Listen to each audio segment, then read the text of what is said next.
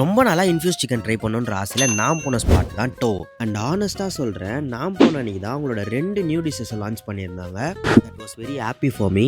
And நம்ம order பண்ண எல்லாத்தையும் சூப்பராக சர்வ் பண்ணிட்டாங்க. இந்த வீடியோவை ஃபுல்லாக பாருங்கள், மறக்காமல் உங்கள் ஃப்ரெண்டுக்கு ஷேர் பண்ணுறேங்க. ஃபஸ்ட்டு அவங்க ஓஜி ஃப்ளேவரான நேஷ்வெல் இன்ஃப்யூஸ் சிக்கன் தான் நாங்கள் ட்ரை பண்ணியிருந்தோம். It was super juicy and spicy.